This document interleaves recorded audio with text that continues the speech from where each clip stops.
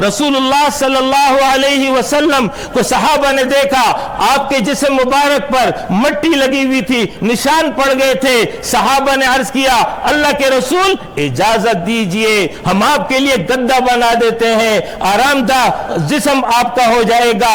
उस मौके पर रसूलुल्लाह सल्लल्लाहु अलैहि वसल्लम ने फरमाया, मेरा दुनिया से क्या लेना देना, फरमाया मेरा दुनिया से क्या निस्बत और ताल्लुक है, फरमाया मेरी और दुनिया की मिसाल उस सवार की तरह है जो कुछ देर सस्ताने के लिए किसी दरख्त के नीचे ठहर गया है और फिर उसके बाद छोड़ करके आगे चला जाएगा। आप सल्लल्लाहु अलैहि वसल्लम ने सहाबा की तरबियत इस शान से की, फरमाया दुनिया सिजनुल मुमिन व जन्नतुल काफिर, दुनिया मुमिन के लिए कैद खाना है, काफिर के लिए जन्नत है। मुमिन यहाँ पर जिम्मेदाराना जिंदगी गुजारेगा, अहकामात का पाबंद रहेगा, सुतरे बेमहार उस ऊंट की मानंद नहीं होगा कि जहां चाहे लगा जहां चाहे मुंह डाल दे।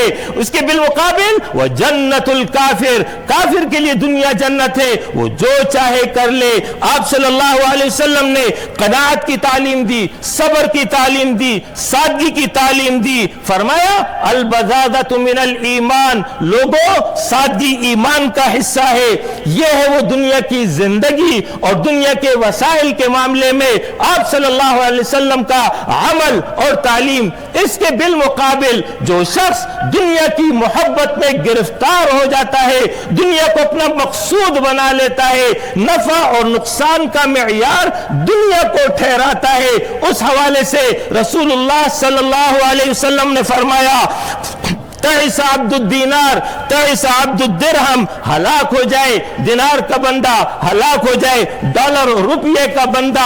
अगर उसे मिले तो राजी होता है, नहीं मिले तो नाराज होता है, इसके पैर में कांटा भी चुभ जाए कोई उसको निकालने वाला ना हो।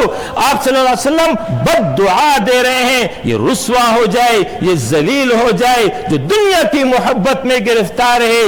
इस तरह ये सबक जहन नशीन कराया, अपने सहाबा को और अपने उम्मत को यह पैगाम दे दिया कि दुनिया तुम्हारी मंजिल नहीं है, बल्कि तुम्हारी मंजिल एक और जहान है, लिहाजा उसकी तैयारी करोगे। दुनिया में रहो मगर दुनिया के ना रहो, दुनिया में इस तरह रहो कि जिसके नतीजे में तुम्हारी आखिरत बन जाए। यह है वो मकसद जिसके लिए अल्लाह रब्बुल आलमीन ने दुनिया की ये जिंदगी दी है। अगर कोई अपने मकसद को छोड़ करके जरिया को मकसद बना लेगा, अपने लिए तबाही जो है वो ढूंढ लेगा। लिहाजा ये वो पहला सबक है जो नबी अकरम सल्लल्लाहु अलैहि वसल्लम ने बताया।